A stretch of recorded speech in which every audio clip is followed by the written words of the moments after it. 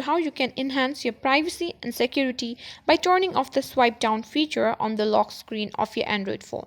Whether it's to keep prying eyes away or just to streamline your lock screen, we've got you covered.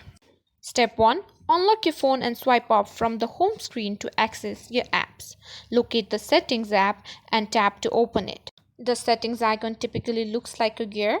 Once you're in the settings menu, scroll down to find the lock screen or security and privacy option. This might be directly available or it could be under security and privacy, display or personalization depending on your Android version and phone model. In the lock screen settings, look for an option that says something like lock screen preferences, notification on lock screen, or shortcuts.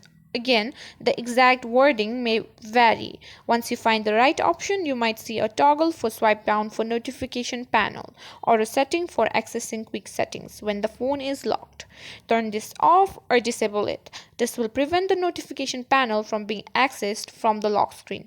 And there you have it, you've successfully disabled the swipe down feature on your lock screen.